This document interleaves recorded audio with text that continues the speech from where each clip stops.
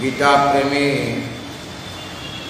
भगवत भक्तजन मातृस्वरूपिणी आमार जननी और भगिनीगण आज के आमरा द्वितीय अध्यायेर जे शासनके बोलछिलाम कालके पुरोटा हयनि आज के द्वितीय अध्याये 54 नम्बर श्लोक थेके आमरा 10टी श्लोक पाठ 54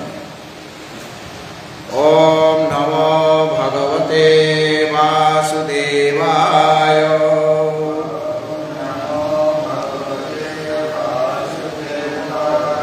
अथ श्रीमद्भगवद्गीता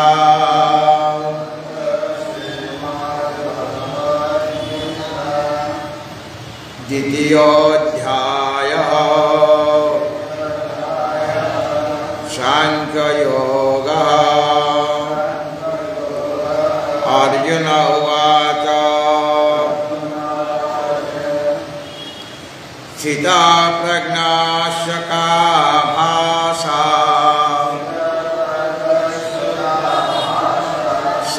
समाधिस्थस्य केशव स्थिताधि किं प्रभाषेत किमासीत व्रजेत किम् श्रीभगवानुवाच प्रजहाति यदा कामान्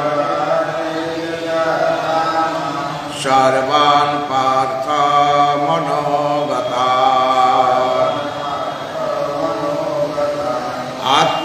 आत्मन्येवात्मना तुष्टः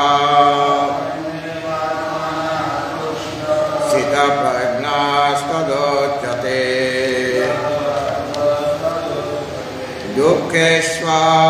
दुःखेष्वनुद्विग्नमनः सुखेषु विगतस्प्रियः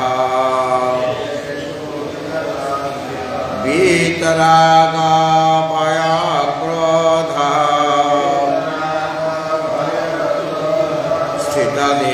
स्थितधीर्मुनिरुच्यते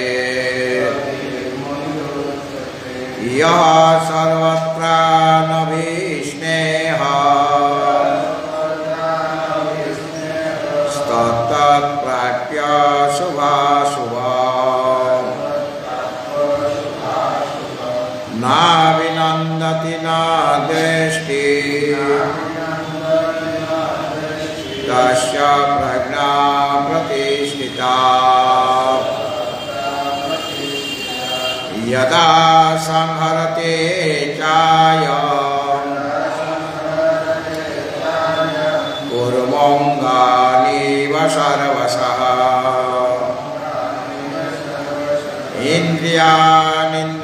इन्द्रियाणीन्द्रियार्थेभ्यो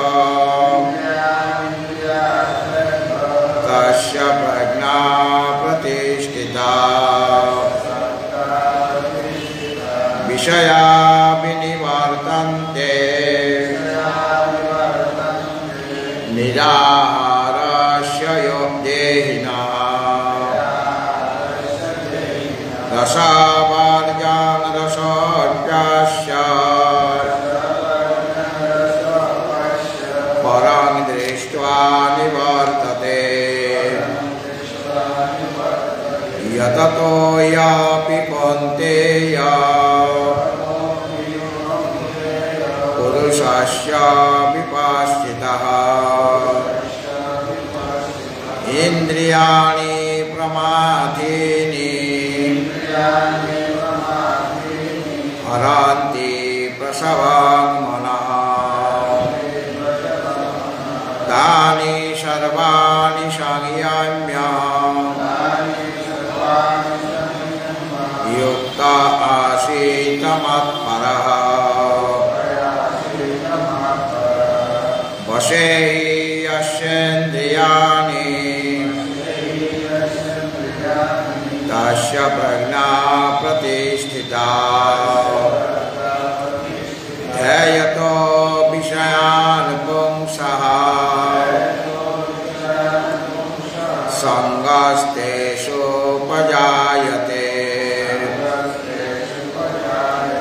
संगात् संजायते कामः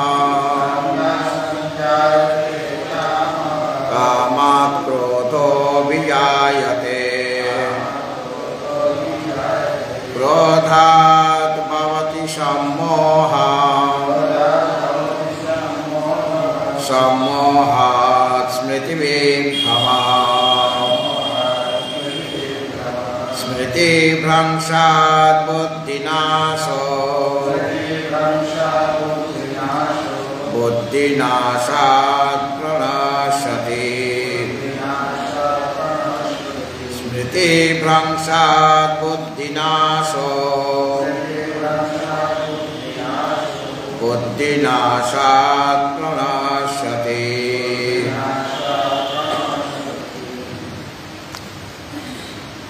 भगवत भक्तजन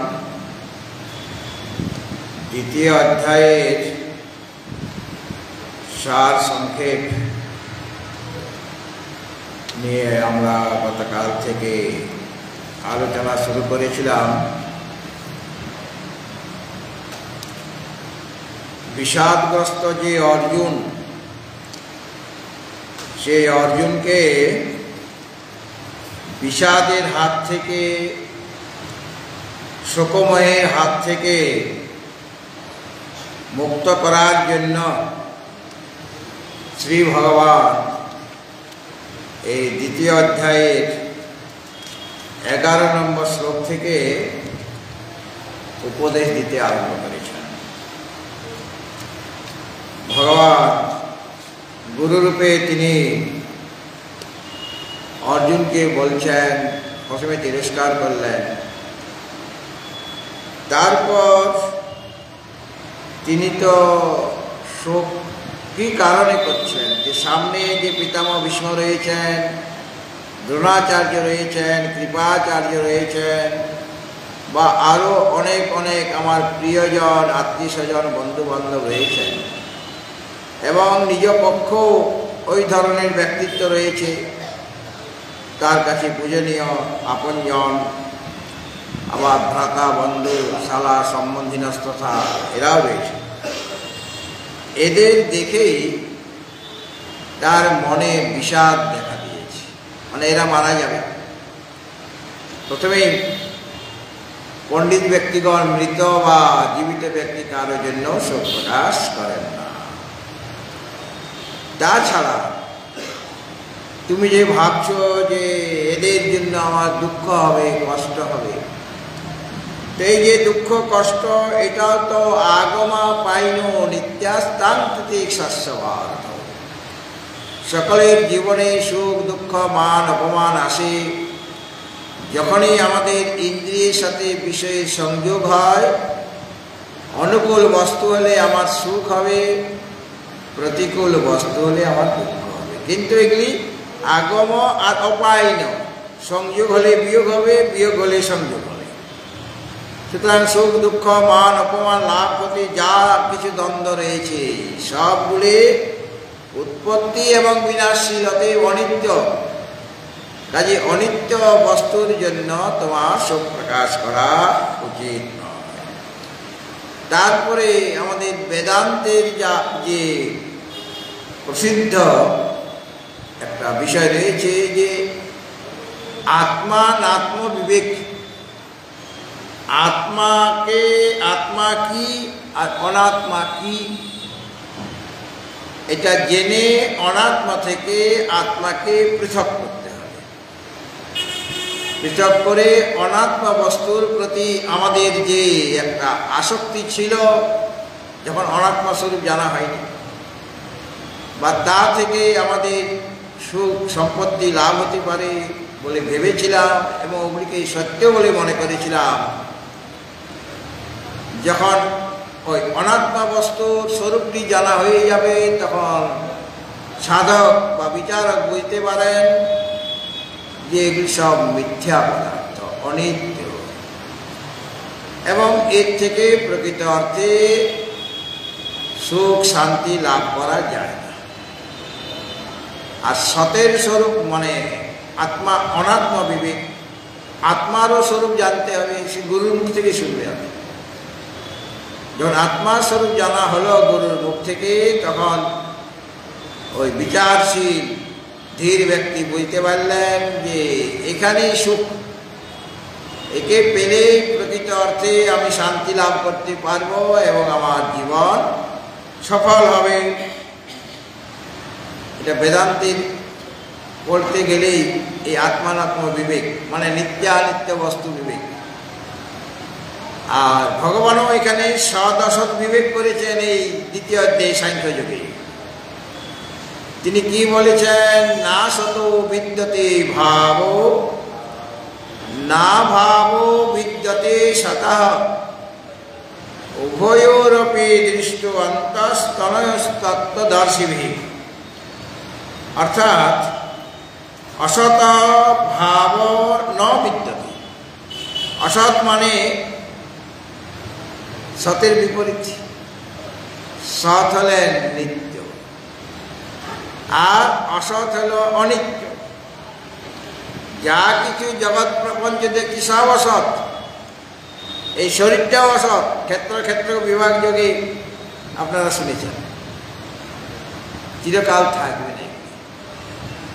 আর অসৎ ভাব ন বিদ্যতে, অসৎ বস্তুর ভাব তার অস্তিত্ব থাকে না, কিছুক্ষণের জন্য আছে, তবে আবার তার সত্তাটা নষ্ট হয়ে যাবে, যেহেতু তার উৎপত্তি আছে, অতএব বিনাশ হয়ে যাবে। জাগতিক যত পদার্থ এই অসতের মধ্যে গণ্য, মানে তার প্রকৃত অর্থে নিজস্ব কোনো সত্তাই নেই।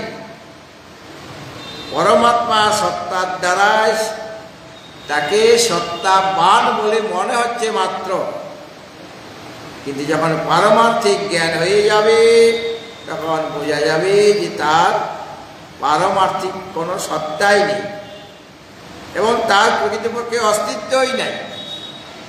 বিবেক চূড়ামণিতে বলা হয়েছে জগৎ কীরকম না বন্ধ্যাপুত্রের মতো অসৎ। একবারে বন্ধ্যাপুত্র বলে দিলেন। বন্ধ্যাপুত্র দেখেছেন কোনদিন? আপনাদের পাড়াতে আছে বন্ধ্যাপুত্র? শশসৃঙ্গ দেখেছেন? কুর্মের লোম দেখেছেন? কুর্ম মানে জানেন তো? কুর্ম মানে কচ্ছপ। প্রসিদ্ধ আপনাদের উদয়পুরের যে মায়ের সরোবরটি আছে, ওই কচ্ছপের জন্যই তো বিখ্যাত। হ্যাঁ, মায়ের ভক্তরা আবার, ওকে মারা যাবে না, কিন্তু তাকে নানা রকমভাবে কষ্ট দেওয়া হচ্ছে বর্তমানে। তাদের বাচ্চা ইত্যাদি দেওয়ার জন্য, ডিম পাড়ার জন্য যেরকম পরিবেশ থাকা দরকার, পরিবেশটা নষ্ট হয়ে গেছে। এখন পরিবেশ ঠিক হয়েছে কি না জানি না, মানে ওরা মাটিতে ডিম পাড়ে তীরে, কিন্তু এখন তো সিমেন্টিং করে দেওয়া আছে, তাই না? এই জন্য কচ্ছপ খুব কম দেখা যায়, আমার সংখ্যা বাড়ছে না। যাই হোক, তো কুর্মের লোম দেখেছেন? উদয়পুরে গিয়েছেন তো, ওই লোম পেয়েছেন? যদি পেতেন, যদি দেখা যেত, তাহলে লোম কিছু আমার জন্য আনবেন, আমি সোয়েটার বানাবো এক মাকে দিয়ে। পারবেন আনতে? আকাশ কুসুম দেখেছেন কেউ? বলে এগুলো না, এটা শব্দ মাত্র আছে। বন্ধ্যাপুত্র একটা শব্দ আছে, কিন্তু বস্তু নাই। বা কুর্মের লোম নাই, মানে বস্তুটা নাই, শব্দটা আছে। আকাশ কুসুম সবে কি? তাহলে এই যে জগৎ, এটা বন্ধ্যাপুত্রের মতোই অসৎ, মানে এর অস্তিত্বই নাই। কিন্তু আমরা এতটা স্তরে পৌঁছাই নাই, আমাদের বলতে হবে এর অস্তিত্ব আছে, মানে ব্যবহারিক সত্তা আছে, পারমার্থিক কোনো সত্তা নেই। যতক্ষণ আমরা মায়ার অধীনে আছি ততক্ষণ এই জগৎ আছে বলে মনে হচ্ছে আমাদের কাছে। আমি আছি মানে আমার শরীরটা আছে, কিন্তু শরীরটা কতদিন থাকবে? যতদিন তার বিনাশের সময় না হচ্ছে, সেটা ধার্য করা আছে। শরীরটা উৎপত্তি কখন হবে, কখন বিনাশ হবে, সেটাও আগের থেকে ভগবান ধার্য করে রেখেছেন। সময় পূর্ণ হলে শরীর চলে যাবে, আর জগৎও ধীরে ধীরে চলে যাবে। ব্রহ্মার যে একটা দিন চতুর্যুগ সহস্র, সত্য, ত্রেতা, দাপর আর কলি, এই চারটা যুগ নিয়ে ধরুন চতুর্যুগ। এরকম 1000 চতুর্যুগে ব্রহ্মার একটা দিন, ঠিক সেরকম ভাবে 1000 চতুর্যুগে ব্রহ্মাজির রাত্রি। এটা গীতাতে বলা আছে, আমাদের অন্যান্য শাস্ত্র বলা আছে। তো ওই যে যখন দিন তখন সৃষ্টি আছে। ব্রহ্মার একটা দিন মানে একটা কল্প। ব্রহ্মার একদিনে একটা কল্প মানে 14 জন মনু পাল্টে যাবে। ব্রহ্মার একদিনের মধ্যে 14 জন মনু রাজত্ব করবে। তারপর ব্রহ্মাজি একদিন সারাদিন ধরে পরিশ্রম করছেন, তার তো অনেক কাজ, তিনি ডিরেক্টর, মালিক তিনি, তার অনেক কাজ, তার পরিশ্রম হবে, রাত্রিতে ঘুমাবে কিনা, কতদিন ঘুমাবেন তার দৃষ্টিতে এক রাত্রি। আমরা যেমন এক রাত্রি ঘুমাই, দিনের বেলা জেগে থাকি, রাত্রিবেলায় ঘুমাই। তো ব্রহ্মাজি দিনের বেলা জেগে থাকবেন, রাত্রিবেলাতে ঘুমাবেন। তো ব্রহ্মাজির রাত্রিটা কত বড়, 1000 চতুর্যুগ। তখন আর সৃষ্টি নাই, ওই সময়টাকে প্রলয় বলা হচ্ছে, মহাপ্রলয় নয়, প্রলয়। প্রলয়ে কি হয় না, দিনের বেলা তো সব প্রাণীগণ আছেন, তবু ওই বারে বারে পাল্টে যাচ্ছে, কত প্রাণী আসছে যাচ্ছে, মানে 14টা মন্বন্তর হয়ে যাবে, 1000 চতুর্যুগ, কল্পনা করে। তারপরে যখন প্রলয়কালের সময় হবে, মানে ব্রহ্মাজি তিনি বিছানায় শুয়ে পড়বেন, তখন সংসারের অবস্থা কেমন হবে। এখন জল মাটি আলাদা আলাদা আছে কিনা, আমরা শুনেছিলাম 3 ভাগ জল, 1 ভাগ স্থল। কিন্তু সেই সময় সাথে কি আমরা 1 চন্দ্র, 2 পক্ষ এরকম বলেন না, বলেন 3, 4, 5, 6, 7, সপ্ত সমুদ্র। তখন প্রলয়কালে ওই সপ্ত সমুদ্র আলাদা আলাদা ছিল, সব বাঁধন ভেঙে যাবে, প্রলয় হচ্ছে, মাটি আর নাই, সব জল জল জল জল হয়ে গেল। সেই সময় কেউ বেঁচে থাকবে, কোনো প্রাণী থাকবে, কোনো প্রাণী নাই, কেবল ঈশ্বর আছেন। অজ্ঞান উপহিত চৈতন্য যে ঈশ্বর তিনি আছেন, কিন্তু কোনো প্রাণী ওই প্রলয়কালে থাকবে না, শুধু জল জল জল হয়ে যাবে। আবার যখন মহাপ্রলয় হবে, যখন মহাপ্রলয় হয়ে যাবে, তখন কেবল ওই জলও থাকবে না, কিছুই থাকবে না। এবার চিন্তা করে দেখুন, সূর্য চন্দ্র গ্রহ কত কিছুই থাকবে না, মহাপ্রলয় মানে একটা ব্রহ্মাণ্ডের প্রলয় হচ্ছে। ব্রহ্মাজির যখন আয়ু সম্পূর্ণ হয়ে যাবে, মানে 100 বছর, ওই যে 24 ঘন্টা হলো, মানে 2000 চতুর্যুগে তার দিবারাত্রি, এটাকে 360 দিয়ে গুণ করুন, তার 1 বছর হলো। তাকে 100 দিয়ে গুণ করুন, তাহলে তার 100 বছর আয়ু। মানে আমরা সাধারণ ভাষা দিয়ে এটা চিন্তাই করতে পারি। তো তার আয়ু তো একদিন পূর্ণ হবে, কাল পরিপূর্ণ হবে একদিন একদিন, তখন মহাপ্রলয়, অর্থাৎ তখন আর কিছুই থাকবে না, কেবল ঈশ্বর থাকবে। সদেব সৈন্যমগ্রাসিত একম এব অদ্বিতীয়ম, সে একম এব অদ্বিতীয়ম তত্ত্ব রয়েছে সৃষ্টির পূর্বে। উপনিষদে বলছেন সদেব সৈন্য ইদমগ্রাসিত একম এব অদ্বিতীয়ম, সে একম এব অদ্বিতীয় যে তত্ত্ব রয়ে গেছে, তিনি তো চিরকাল থাকবেন, তার কাছে কোনো প্রলয় নেই, কোনো মহাপ্রলয় নেই, কিচ্ছু নেই। তিনি সর্বদা এক রূপে বিদ্যমান আছেন। সুতরাং আমরা দেখতে পাচ্ছি ব্রহ্মাজির যে ব্রহ্মলোক, সবচেয়ে শ্রেষ্ঠ লোক, ভূ ভুব স মহ জন তপ সত্যম, সত্যলোক মানে ব্রহ্মলোক, সেই ব্রহ্মলোকও একদিন চলে যাবে, থাকবে না। ব্রহ্মাজির যখন জীবনের অবসান হবে, ব্রহ্মলোকও থাকবে না।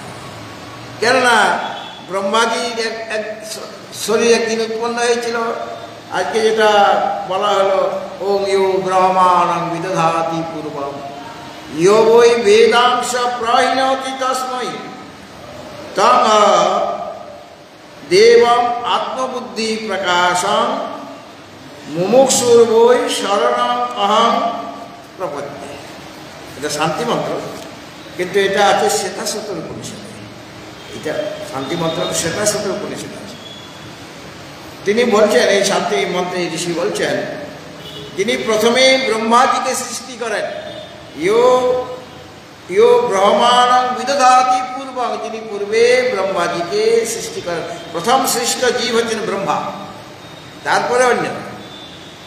যিনি প্রথমে ব্রহ্মাজিকে সৃষ্টি করেন এবং যিনি সেই ব্রহ্মার জন্য বেদ সমূহ প্রকাশ করে দিলেন, তাকে তো অনেক দায়িত্ব দেওয়া হয়।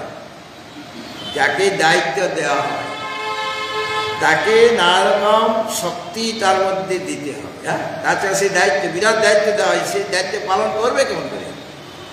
কাজে সেই দায়িত্ব পালন করার ক্ষমতা তাকে দেওয়া হয়, কারণ ব্রহ্মাজি সৃষ্টি করবে না। আমরা তাই সৃষ্টি করার দায়িত্ব তাকে দেওয়া হয়েছে, কাজে তাকে সেরকম শক্তি দিতে হবে। শক্তিটা কি না? বেদের জ্ঞান। তিনি বেদের জ্ঞান তাকে দিয়ে দিলেন ব্রহ্মাজিকে। এই হলো ব্রহ্মাজি। এবং মুক্তি লাভ করার জন্য আমরা সেই আত্মজ্ঞান প্রকাশক জ্যোতির্ময় পুরুষের আশ্রয় করি। এই জ্যোতির্ময় পুরুষেই ব্রহ্মাজিকে প্রথম সৃষ্টি করলেন। তাকে বেদের জ্ঞান, 4 বেদের জ্ঞান তাকে তার কাছে প্রকাশ করে দিলেন। আর ব্রহ্মাজি সৃষ্টি করবেন। সৃষ্টি করতে গেলে নানা রকম জ্ঞান থাকা দরকার তো। আর ভগবান বিষ্ণু পালন করবেন। আর রুদ্র ভগবান তিনি কি করবেন? প্রলয় করবেন, সংহার করবেন।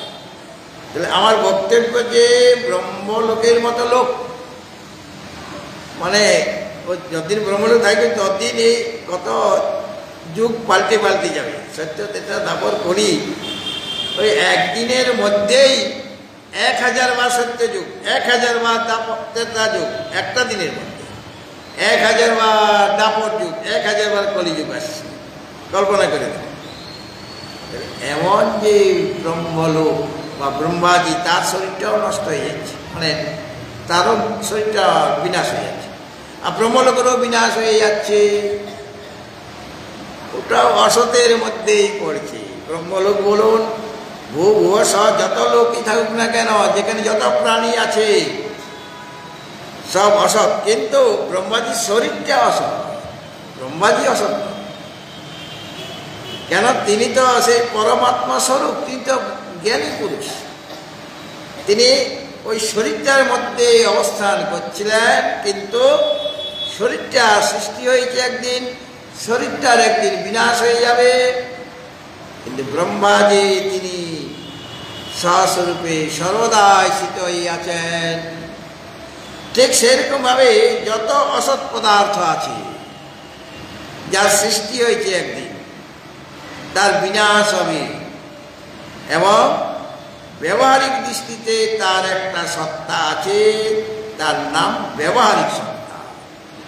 পারমার্থিক সত্তা কোনো অনিত্য পদার্থের মধ্যে থাকতে পারে না।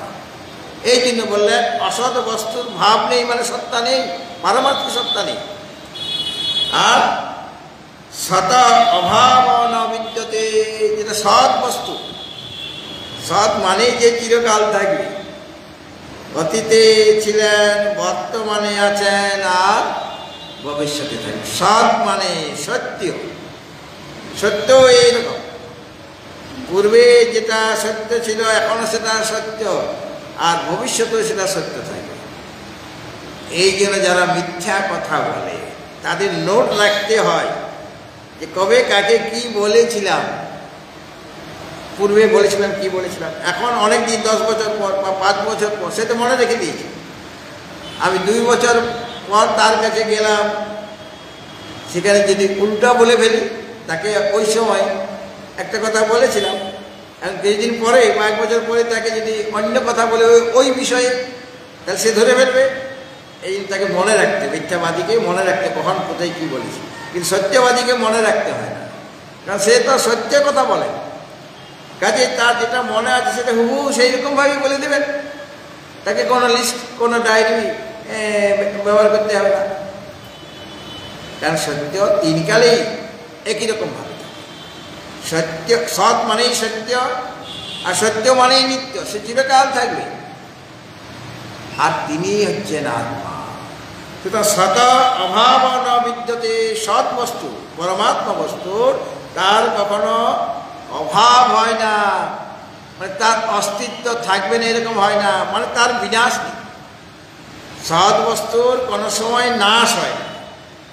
সত অভাব ন বিদ্যতে তত্ত্বদর্শীভি, যারা তত্ত্ব দর্শন করেছেন, মানে আত্মস্বরূপ যারা সাক্ষাৎকার করেছেন, তারা অনয় উভয় অপি, এই যে দুটা জিনিস, একটা হলো সৎ আর একটা হলো অসৎ। সতের স্বরূপ তারা জেনেছেন যে সতের সত্তা সেটা সর্বদাই থাকে, সতের নাশ নাই, তার কোনো অভাব হয় না, মানে তার অসত্তা হয়ে যায় না, তার অভাব হয়ে যায় না, মানে তার নাশ হয় না।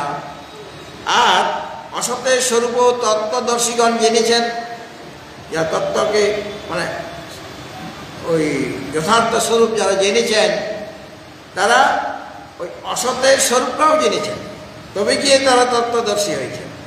অর্থাৎ সতের স্বরূপও তারা জেনেছেন, আর অসতের স্বরূপও তারা জেনেছেন, আর জেনে অসতের প্রতি যে আসক্তি বা অভিমান বা তার সেগুলিকে যে আমি সত্য বলে মনে করেছিলাম, সেই সত্যত্ব বুদ্ধি ত্যাগ করে, মানে সেখানে মিথ্যাত্ব বুদ্ধি রেখে সত্য যে পরমাত্মা, তাকেই সর্বদা তদ্বিষয়ে শ্রবণ মনন নির্দেশন করতে করতে তারা সেই সতের তত্ত্বকে দর্শন করেন এবং সাক্ষাৎকার করেন, অর্থাৎ তারা তত্ত্বদর্শী হয়ে যান।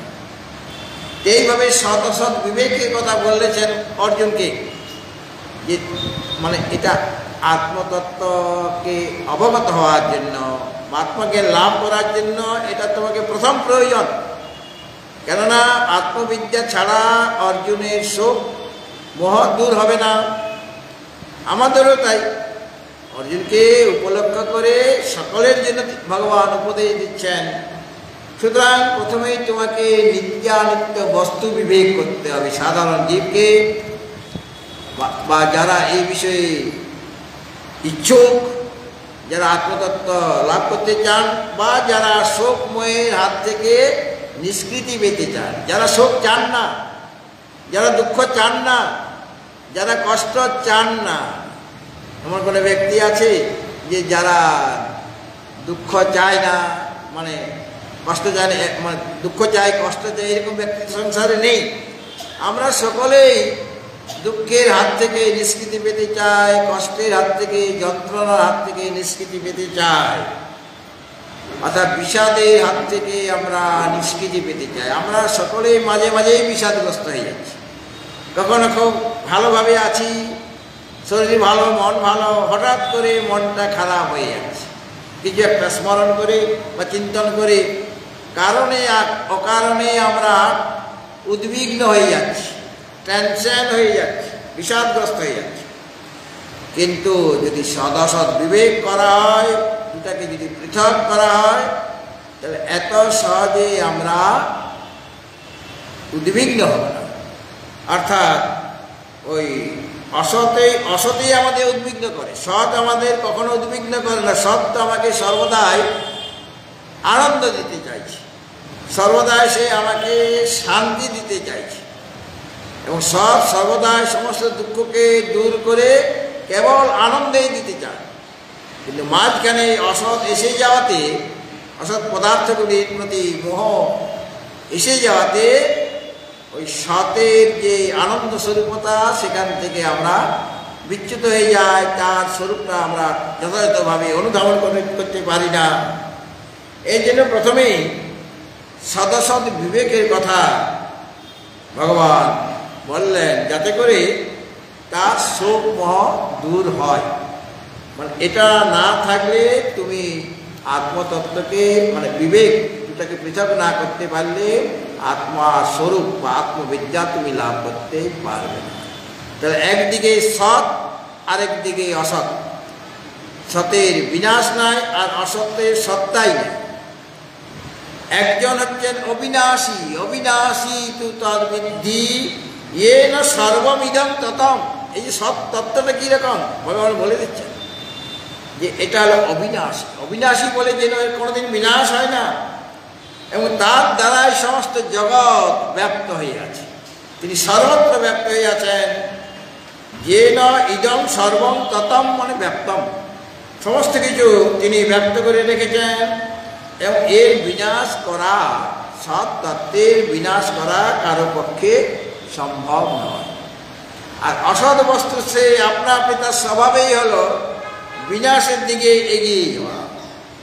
আর আমরা এত যে শরীরের প্রতি আমাদের এত যে মায়া মমতা, বা অর্জুনও যে ভীষ্ম ইত্যাদি এদের জন্য যে শোক করছেন, ওদের শরীর থাকবে না, ওর শরীর নষ্ট হয়ে যাবে এই যুদ্ধ করতে গিয়ে। তীক্ষ্ণ তীক্ষ্ণ বাণ তাদের কোমল শরীরে নিক্ষিপ্ত হবে। তার উত্তরে বলছেন যত শরীর আছে, কিন্তু ভীষ্ম নন, যেখানে যত শরীর আছে, অন্তবন্তে মে দেয়াত, এই শরীরগুলি সব অন্তবান, মানে একদিন একদিন তার অন্ত হয়ে যাবে, মানে নষ্ট হয়ে যাবে। আর নিত্য তাহলে কি, এই শরীরের মধ্যে যিনি আছেন নিত্য সত্তা শরীর, অর্থাৎ শরীরই যিনি শরীরের মধ্যে আছেন, তার কিন্তু বিনাশ হবে না, তিনি সর্বদাই রয়েছেন। তুমি তো যে শরীরই মানে দেহি, তিনি পরমাত্মা, তাকে পরমাত্মা বলা হয়, তাকে জীবাত্মা বলা হয়। কেন জীবও এই শরীরের মধ্যে আছেন, পরমাত্মা আছেন। আর জীবের প্রকৃত স্বরূপ হলো সেই পরমাত্মা স্বরূপ। কাজে জীবেরও মৃত্যু নাই, আর পরমাত্মারও মৃত্যু নাই। কিন্তু শরীরটার বিনাশ একদিন একদিন হবে কিনা? যেখানে যত যোদ্ধা রয়েছেন তাদের শরীর হয়তো এই যুদ্ধেই মারা যান, অনেকে হয়তো তাদের শরীর থাকবে না, কিন্তু সেই ব্যক্তি থেকে যাবে, সেই জীব থেকে যাবে। আর পরমাত্মাকে তো মারাই যাবে না। বাচ্চা বয়সে দেখতাম যে ছাগ বলি হতো, এখনো কোথাও কোথাও হয়ে থাকে। বা এই জিহ্বা রসনেন্দ্রিয়কে পরিতৃপ্ত করার জন্য ওই ছাগলকে কাটা হয়। তো বাচ্চা বয়সে দেখছি, গ্রামে ছিলাম, এই ছাগলটা তো মানে বড়দের মুখে শুনেছি যে সকলের মধ্যে ভগবান আছে। হ্যাঁ, এটা শুনেছি বাচ্চা বয়সে। বড়রা বলেন, কারণ বড়দের মজলিসও মাঝে মাঝে আমাদের বসতে হয়। মানে আমাদের নিমন্ত্রণ করে ডাকেনি, আমাদের বসার জায়গা নেই বলে ওখানে বসে আছি। আর তো জায়গা নেই গ্রামে, বড় জায়গা একটা হয়তো আছে, সেখানে বুড়োরাও বসেছে, আর বাচ্চারাও আমরা বসছি, কখনো খেলছি, এইরকম অবস্থা। তো তাদের মুখ থেকে শুনতাম যে ভগবান সকলের, সব প্রাণীদের মধ্যে আছে। তারা তো গীতা ইত্যাদি পড়েছেন, তাই তারা অনেক কিছু জানেন। তো এই কথাটা আমার মনে গেঁথে গেল, ভগবান সব প্রাণীতে আছে, তাহলে আমার মধ্যে আছে, তাহলে ছাগলটার মধ্যে আছে কিনা? উনি তো বলছে সব প্রাণী, তাহলে ছাগলটার মধ্যেও আছে। ছাগলটাকে যখন কাটা হচ্ছে, তখন তার ভিতরে তো ভগবান আছে। ছাগলটা কাটালে তো ভগবানও তো মারা যাবে, কাটা যাবে। এটা আমার মনে চিন্তা হয়েছে। তারপরে ভাবলাম, আরও বন্ধু বান্ধব জিজ্ঞেস করছি, ভাই কী হবে বলো, ছাগলটা যে কেটে দিলে ভগবান তো মারা যাবে, তাহলে আমাদের ভগবান তো আর থাকবে না, ভগবান তো একজনই, তাহলে ভগবান ছাড়া আমরা বাঁচবে কেমন করে? বলে তুই বুঝিস না, ভগবান তোর মধ্যে এত বোকা না। যখনই ছাগলটাকে কাটতে যাচ্ছে যাচ্ছে যাচ্ছে, ভগবান ফুরুত করে উড়ে গেল ছাগল থেকে।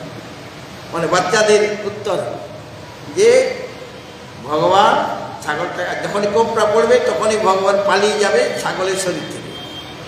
তা ঠিক, তাহলে ভগবানকে মারা যায়, ভগবান পালিয়ে গেছে। ওটা আমাদের বাচ্চা বয়সের মানে সিদ্ধান্ত। পরে জানলাম ন হন্যতে হন্যমানে শরীরে, শরীরে বিনাশ হয়ে গেল, শরীরের মধ্যে যে শরীরই রয়েছেন, মানে ওই শরীরকে আশ্রয় করে যারা রয়েছে, জীবাত্মা পরমাত্মা, তাদের কোনোদিন বিনাশ হয় না। আর এখানে যেটা বলা হয়েছে যে ওই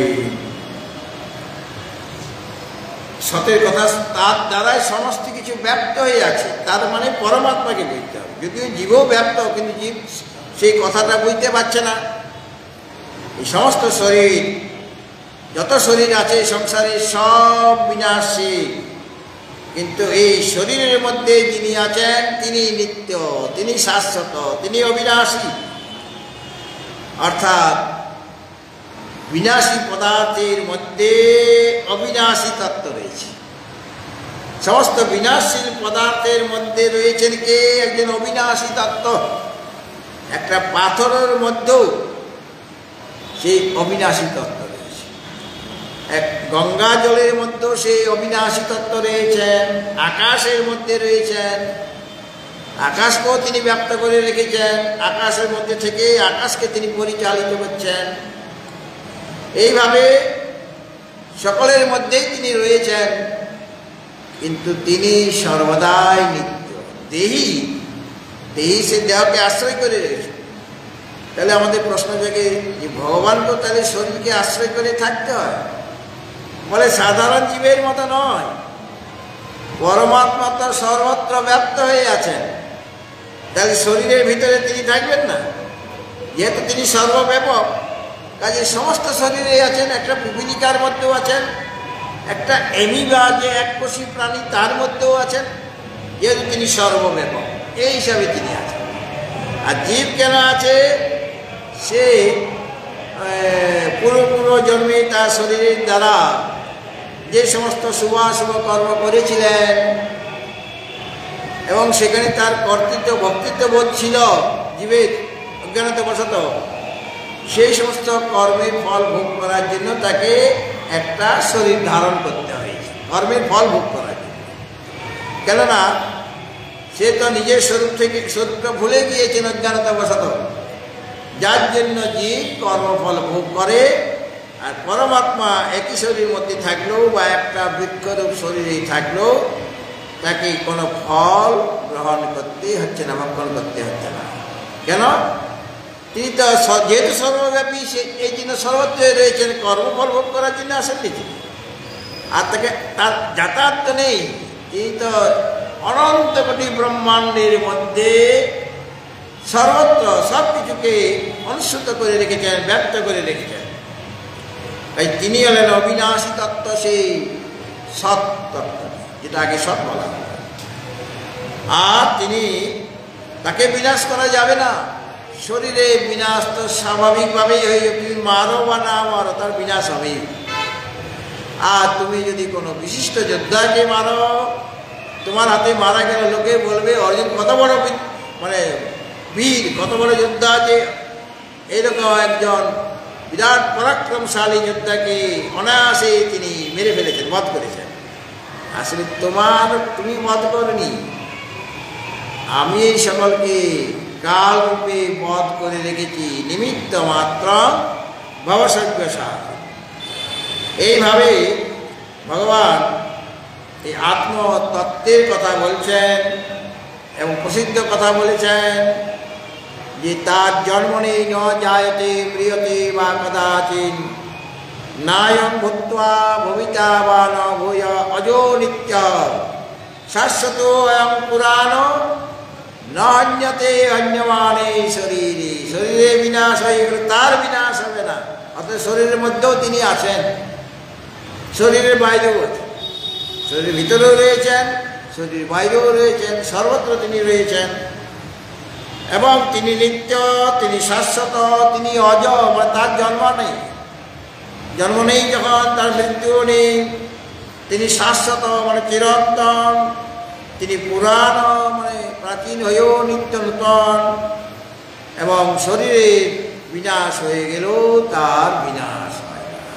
তিনি সমস্ত বিনাশশীল পদার্থের মধ্যে অবিনাশী রূপে সর্বদা বিদ্যমান হয়ে থাকেন। এই কথাটাকে লক্ষ্য করে হয়তো রবীন্দ্রনাথ ঠাকুর বলেছিলেন, সীমার মাঝে অসীম তুমি বাজাও আপন সুর, আমার মাঝে তোমার বিকাশ তাই এত।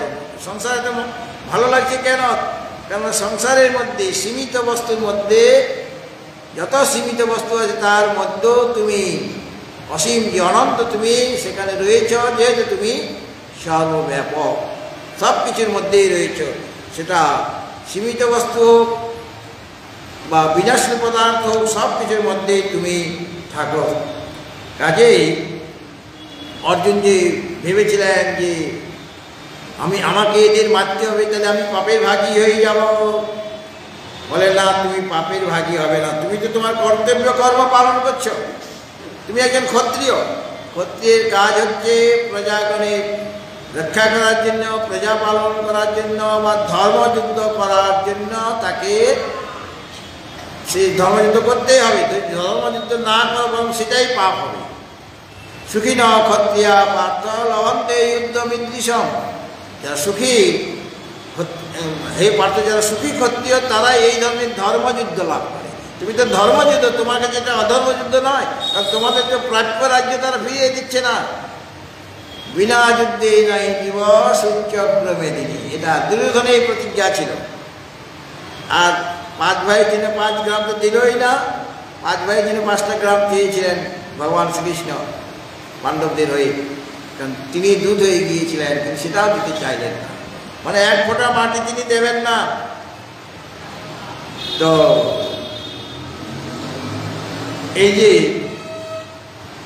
ভগবান, তার তো অনেক নাম, পরমাত্মা বা ব্রহ্ম ইত্যাদি বলে থাকি, কিন্তু তাকে এই শরীরগুলি তুমি বিনাশ করতে পারবে।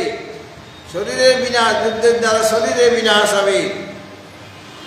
বেদ অবিনাশন্যং নিত্যং য এনম অজমব্যয়ম, যিনি এইভাবে সেই সৎ তত্ত্বকে জানবেন যে তিনি অবিনাশী, তিনি নিত্য, তিনি অজ, তিনি অব্যয়, এই তত্ত্বটা যার জানা হয়ে যাবে, তিনি কথং স পুরুষ পার্থ কং ঘাতয়তি অন্তিকম, কে কাকে কিভাবে হত্যা করবে, কাকে সে হত্যা করবে বা কাকে অন্য কাউকে দিয়েও হত্যা করা তার পক্ষে সম্ভব নয়।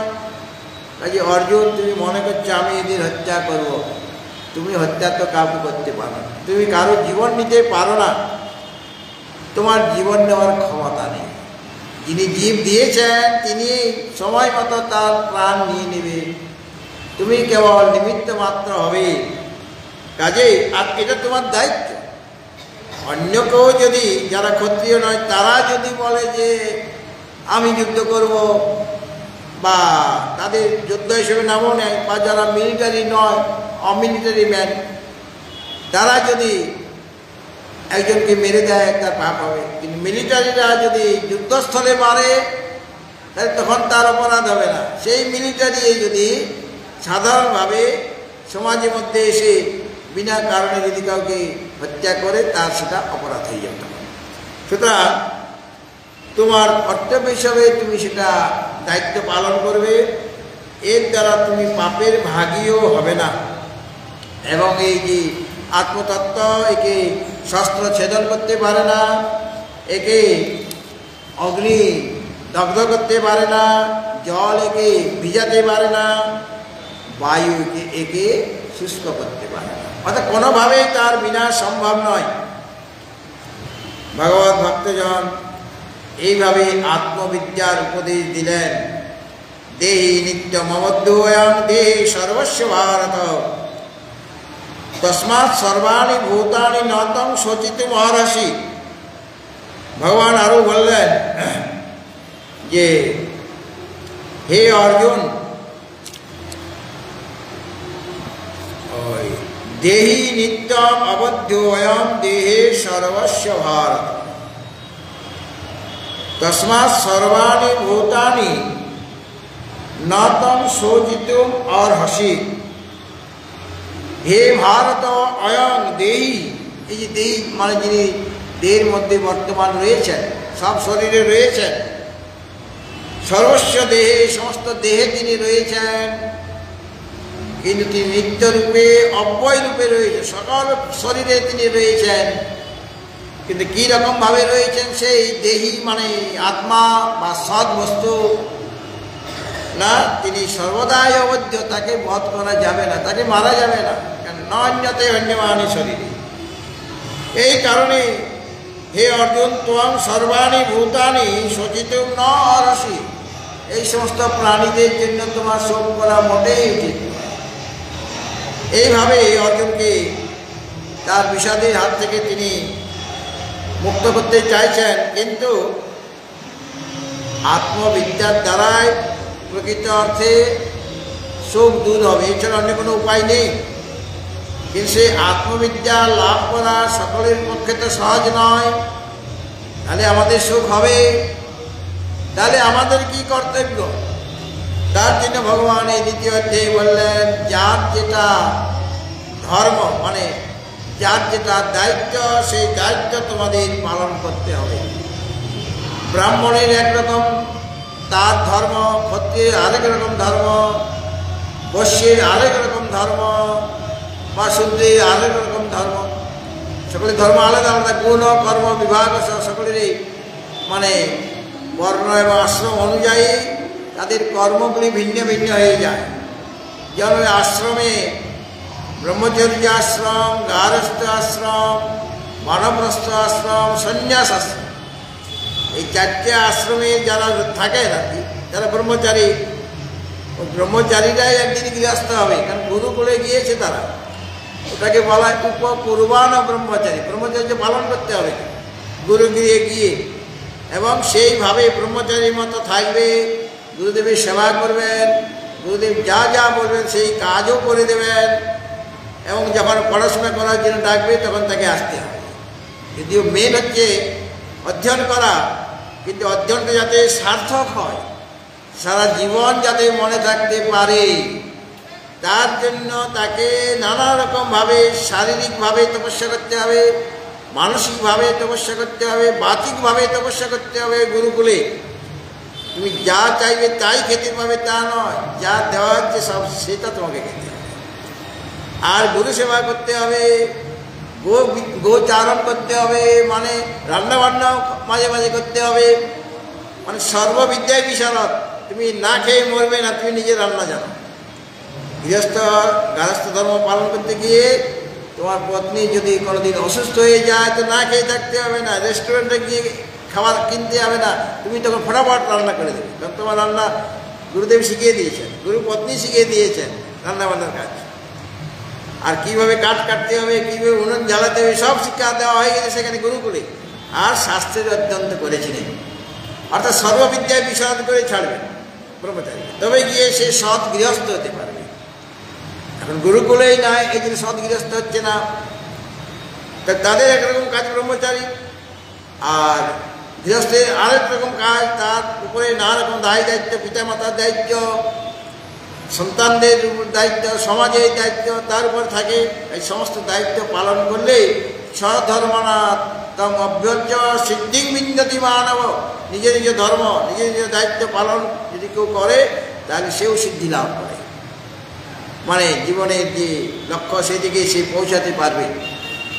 ঠিক সেরকমভাবে মানবপ্রস্থী যারা তপস্যা করবেন, তপস্যাময় জীবন, তারা আর গৃহস্থ ধর্ম তার দায়িত্ব নেই, আর কিন্তু তাকে জব ধ্যান তপস্যা করতে হবে। আর সন্ন্যাসী যারা, তারা বেদান্ত শ্রবণ মনন নির্দেশন করবেন, এটি তাদের প্রধান কাজ, আর কোনো কাজ নাই। মাঝে মাঝে ভান্ডারা খেতে হবে, তাছাড়া পকেটটা গরম হবে কেমন করে, কিন্তু ওটা আসল কাজ নয়।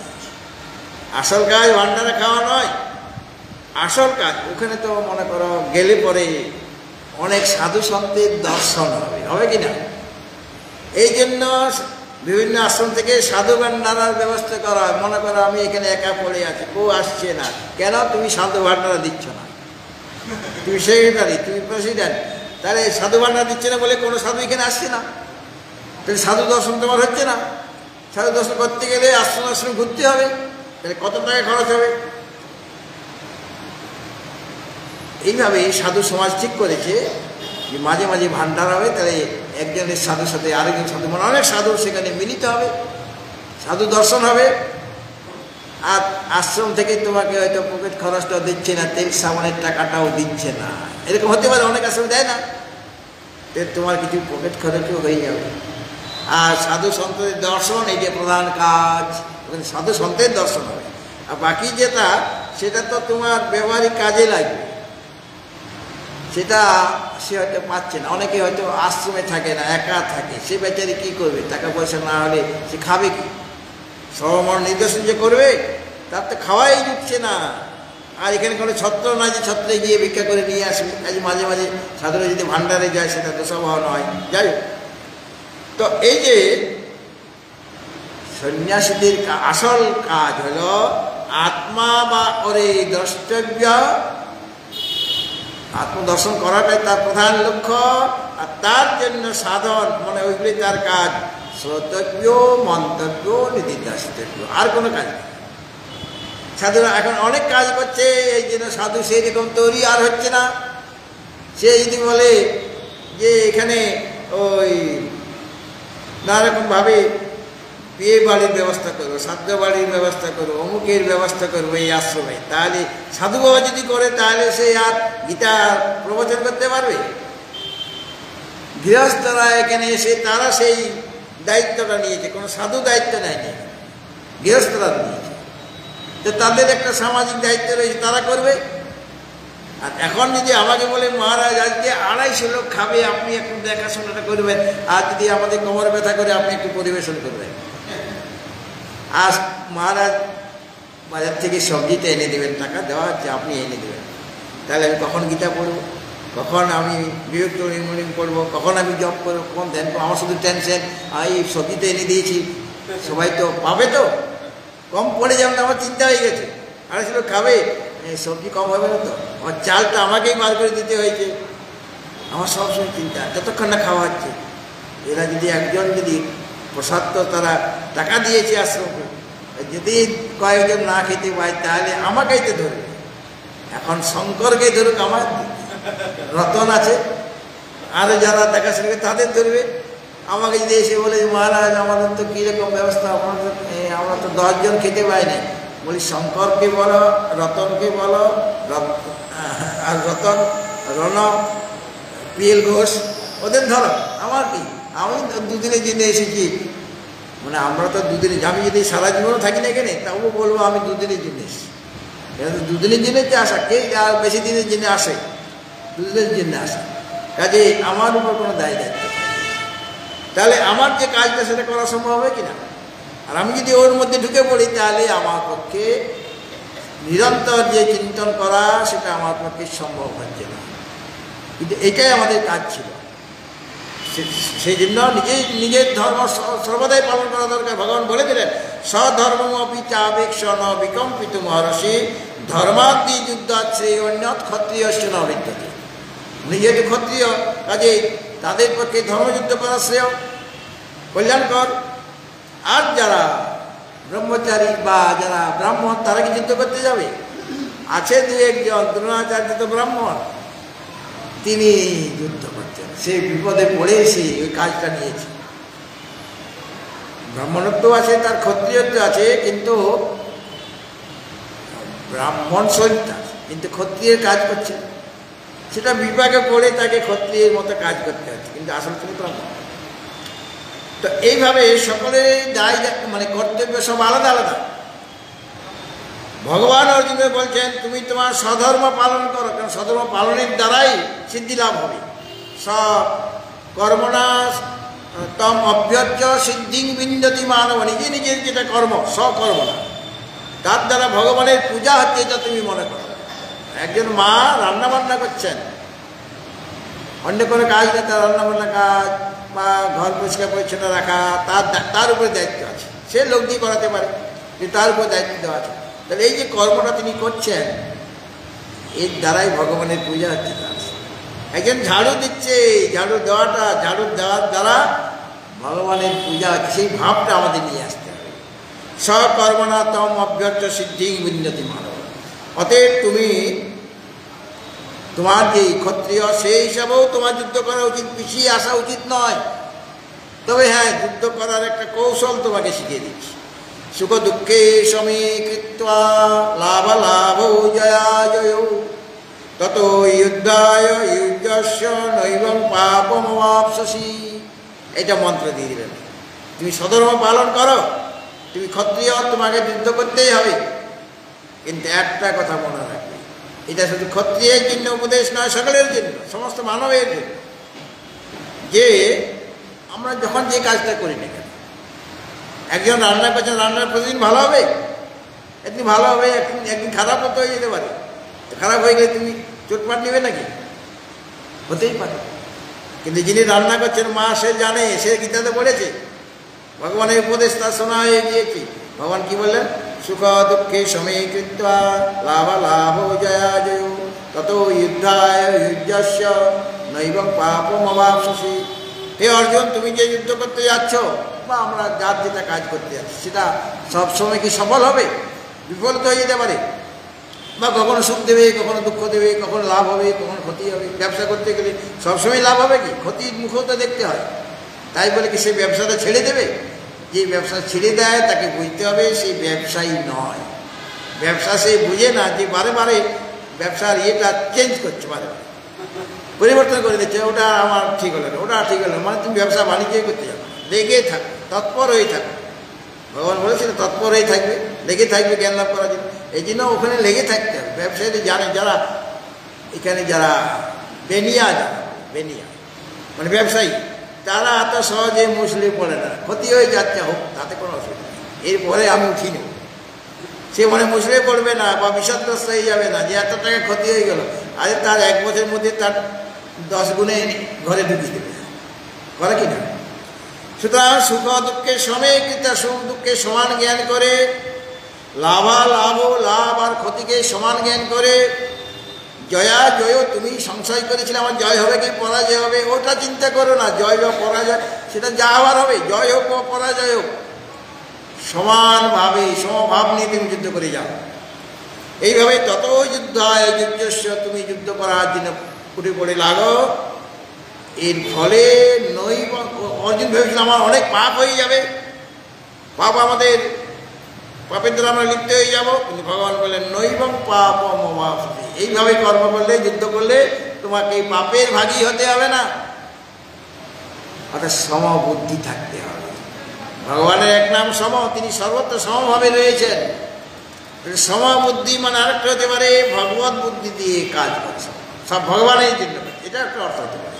আর বুদ্ধি মানে সুখ দুঃখে সমান, লাভ ক্ষতিতে সমান, জয় পরাজয় সমান, আর সব কিছু কাজ ভগবত বুদ্ধিতে করা হবে। ভগবানের এক নাম সম, অর্থাৎ ভগবান কখনো আমাকে লাভের মুখ দেখাচ্ছেন, কখনো ক্ষতির মুখ দেখাচ্ছেন, তিনি করছেন, তার ব্যবসা তিনি বুঝবেন, এতে আমার কি আছে, আমার কিছু তো যায় আসে না। এইভাবে অর্জুনকে তার স্বধর্ম পালন করার জন্য বলছেন। আর কি বলছেন? যে এই যে কর্ম 2 রকম, একটা হলো সকাম কর্ম আর একটা নিষ্কাম কর্ম। নিষ্কাম কর্মটা কীরকম? যেখানে কর্তৃত্ব অভিমান থাকে না, ঈশ্বরের প্রীতির জন্য করছি, ফলাকাঙ্ক্ষার বর্জন হয়, ফলাকাঙ্ক্ষা থাকে না, আর ঈশ্বরের সমস্ত কর্ম সমর্পণ। যৎকরোষি যদস্নাসি যজ্জোষি তদাসি যৎ তপস্যসি কন্তে তৎকুরুষ্য মদর্পণ। ভগবান বলেছেন সব কিছু তাকে অর্পণ। তুমি নিষ্কাম কর্ম করো, কামনা রহিত হয়ে। সকাম কর্ম আমরা মনে করি সকাম কর্ম করলে আমি অনেক কিছু পাবো, কিন্তু তোমার ক্ষতি হয়ে যাবে।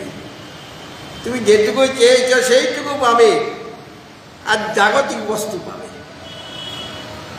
বিশ্বাতীত, বিশ্বের বাইরের যে জিনিস সেটা তুমি পাবে না। বিশ্বের মধ্যে যেটা আছে তুমি ইহলোকে সুখ ভোগ করতে পারবে সকাম কর্ম যদি করো।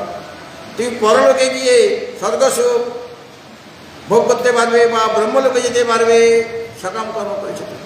তোমার যেরকম কামনা ইচ্ছা ছিল সেইভাবে তুমি কর্ম করেছ, সেই ফলটাই তুমি পাবে। সেই ফল সব অনিত্য ক্ষণিক। আর যদি নিষ্কামভাবে করো তাহলে তোমার বিরাট লাভ হয়ে যাবে, যেটা তুমি কল্পনাই করতে পারবে না। অর্থাৎ তুমি ফলাকাঙ্ক্ষা ত্যাগ করো। কর্মণ্যেবাধিকার অস্তি মা ফলেষু কদাচন মা কর্মফল হেতুর্ভুর মাতে সঙ্গস্তু অকর্মণি। সুতরাং ফলাকাঙ্ক্ষা ত্যাগ করো, কর্তৃত্ব অভিমান ত্যাগ করো, তাহলে ভক্তিত্ব অভিমানও গেল। আর ঈশ্বরে ভগবানে সমস্ত কর্ম অর্পণ করো, এটা হলো নিষ্কাম কর্ম। এবং এই নিষ্কাম কর্ম যিনি করবেন, যেটুকু আরম্ভ করা হলো সেটুকুই ফল দেবে। আমি হয়তো সম্পূর্ণটা করতে পারলাম না, কিন্তু না পারলেও যতটুকু করি সেটাই আমাকে ফল দেবে। আমি ফল চাইনি, কিন্তু ফল পেয়ে যাব। সকাম কর্ম সম্পূর্ণ করতে না পারলে সেটা ফল দেবে না, তোমাকে আবার নতুন করে সকাম কর্ম করতে হবে সেই ফলটা লাভ করার জন্য। কিন্তু এখানে আমি নিষ্কাম কর্মযোগে যতটুকু কর্ম আমি করলাম সম্পূর্ণ করতে পারিনি, তো যতটুকু করলাম তার দ্বারাই আমার ফল হয়ে যাবে। স্বল্পমপ্যস্য ধর্মস্য ত্রায়তে মহত ভয়াৎ। সামান্য মাত্র যদি তুমি নিষ্কাম কর্ম করো, কর্মযোগ করো, তাহলে মান ভয় থেকে তুমি রক্ষিত হয়ে যাবে। মান ভয় মানে মৃত্যু ভয়, মান ভয় মানে সংসার ভয়। কারণ এই কর্মই ধীরে ধীরে তোমাকে, যত নিষ্কাম কর্ম করবে তোমার মনের মালিন্য দূর হতে থাকবে, মনটা শুদ্ধ হয়ে যাবে, মনের কোনো মলিনতা থাকবে না। কাম, ক্রোধ, লোভ, মোহ, মদ, মাৎসর্য সব ধীরে ধীরে উড়ে যাবে, যেহেতু তুমি নিষ্কাম কর্ম করছো। এইটা বিরাট ফল কিনা? আমি ফল চাইনি, নিষ্কাম কর্মযোগী সে ফল চাইনি, কিন্তু কর্ম ফল অর্পণ করে দিয়েছেন। কাজেই ভগবান কৃপা করে তার মনটি শুদ্ধ করে দিলেন। আর সেই শুদ্ধ মন নিয়ে যখন গুরুর কাছে যাবেন, গুরুদেব যখন বেদান্তের বাণী শোনাবেন, উপনিষদের বাণী শোনাবেন, যে তুমি সেই, অতি সহজে তিনি বুঝতে পারবেন, কারণ তার মন শুদ্ধ, কোনো অশুদ্ধি তার মধ্যে নেই। কাজেই গুরুদেবের উপদেশ তিনি অতি শীঘ্রই অনুধাবন করতে পারবেন, তার বেশি দেরি লাগবে না। তিনি গুরুর মুখ থেকে শ্রবণ মনন নির্দেশন করবেন এবং তিনি নিজের স্বরূপ পরমাত্মা স্বরূপ অবগত হয়ে যাবেন এবং তিনি বুঝতে পারবেন যিনি পরমাত্মা তিনি আমার আত্মা, তিনি আমার স্বরূপ। এইভাবে মহান ভয় থেকে কর্ম, নিষ্কাম কর্ম বা কর্মযোগ আমাদের রক্ষা করে থাকে। কিন্তু সকাম কর্ম করলে তোমার মহাবিপদ হবে। কেননা সকাম কর্ম করলে সেই কামনা পূর্ণ হবে, সেই ফল তুমি পাবে, কিন্তু সেই ফলটা চিরস্থায়ী নয়, সেটা নষ্ট হয়ে যাবে, সেটা অনিত্য ফল। এবং তুমি হয়তো স্বর্গলোকে গেলে স্বর্গীয় শরীর তুমি একটা লাভ করবে, কিন্তু সেখানেও সেই শরীরটা বেশি দিন থাকতে পারবে না। তুমি যে পুণ্যকর্ম করে স্বর্গে গিয়েছ, ভোগের দ্বারা সেখানে ভোগ হবে, সেই ভোগের দ্বারা যত ভোগ করতে থাকবে তত পুণ্যকর্ম ক্ষয় হতে হতে একদিন জিরো হয়ে যাবে।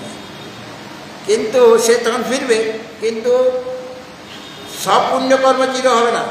যে পুণ্যকর্ম করে তিনি স্বর্গে গিয়েছিলেন সেই পুণ্যকর্ম জিরো হয়ে যাবে, কিন্তু অন্যান্য যে সমস্ত পুণ্যকর্ম যেগুলো স্বর্গপ্রাপক ছিল না, সেই পুণ্যকর্ম তার থেকে যাবে বা তার অশুভ কর্ম থেকে যাবে। তিনি আবার ফিরে আসবেন, ক্ষীণে পূর্ণে মর্ত্যলোকং বিশন্তি, এইভাবে তিনি ফিরে আসবেন। কাজেই ওই সকাম কর্ম, যার যজ্ঞাদি নারকম সকাম কর্মের কথা বেদে বলা আছে, এবং তারা ওটাতেই যেন তারা মনে করে বেদের এইটাই তাৎপর্য এখানে, অর্থাৎ সকাম কর্ম করো আর তুমি স্বর্গে যাও, ব্রহ্মলোকে যাও, আর সেখানকার ভোগ্য পদার্থ ভোগ করো, এইটাই জীবনের লক্ষ্য বা বেদের এইটাই তাৎপর্য, যে তারা মনে করে। কিন্তু এটা বেদের তাৎপর্য নয়। কেন? বেদে কর্মকাণ্ড, উপাসনাকাণ্ড আর জ্ঞানকাণ্ড আছে, তিনটা বিভাগ অথবা দুইটা বিভাগ, কর্মকাণ্ড আর জ্ঞানকাণ্ড। উপাসনা কাণ্ডটা কর্মকাণ্ডের মধ্যে পড়ে, ওটা হলো ভক্তির কথা, উপাসনা করার কথা বলা হয়েছে। উপাসনার দ্বারাও আমাদের মন বুদ্ধি একাগ্র হয়। আর জ্ঞানকাণ্ডে মানে উপনিষদ অংশে আত্মতত্ত্বের কথা বলা হয়েছে, ওখানেই বেদের তাৎপর্য, কর্মকাণ্ডে তার তাৎপর্য নয়। কিন্তু যারা কামনা বাসনা যুক্ত তাদের জন্য একটা বিধান দিলেন, যাদের কামনা থেকে মুক্ত হতে পারেনি তারা কি করবে বেচারীরা, তাদের জন্য সকাম কর্মের কথা বললেন। যারা আর উন্নত হয়েছে তাদের জন্য উপাসনা কাণ্ড করলেন। আর যারা ওই কর্ম মানে কর্মযোগ আর উপাসনার দ্বারা শুদ্ধচিত্ত হয়েছেন তাদের জন্য জ্ঞানকাণ্ড, অর্থাৎ তাদের জন্য উপনিষদের যে বেদান্তের কথা, আত্মবিদ্যার কথা সেটা বলবেন। প্রথমে আত্মবিদ্যা দিয়ে শুরু হয়েছিল, শেষে আবার স্থিতপ্রজ্ঞের লক্ষণ বলবেন এই অধ্যায়ে, অর্থাৎ আত্মবিদ্যা দিয়েই সমাপ্ত হবে দ্বিতীয় অধ্যায়। এই জন্য এটাকে সাংখ্যযোগ মানে জ্ঞানযোগও বলা যায়। সাংখ্য মানেই জ্ঞান। অতএব এখানে কর্মের কথাও আছে, ভক্তির কথাও আছে এই দ্বিতীয় অধ্যায়ে, আবার আত্মবিদ্যার কথাও আছে, জ্ঞানের কথাও আছে। সুতরাং এই অধ্যায়টি আমাদের কাছে খুবই মূল্যবান। মানে কোনটা মূল্যবান নয় বলবো, সব অধ্যায় মানে ভগবান এমনভাবে আমাদের কাছে প্রস্তুত করেছেন যে সমস্ত অধ্যায়গুলি আমাদের কাছে অতীব মূল্যবান বলে বলা হয়। এবং ওটা একটা সোপান, তো প্রত্যেকটা সোপান অতিক্রম করতে করতে আমরা একদিন মোক্ষ যোগে গিয়ে পৌঁছাবো। ভগবান এইভাবে অর্জুনকে উপদেশটি দিলেন, মানে ক্রম অনুসারে তিনি দিয়ে গেছেন। ভগবত ভক্তজন এখন গীতা মায়ের আরতি হবে, তারপর একটি ভজন হবে।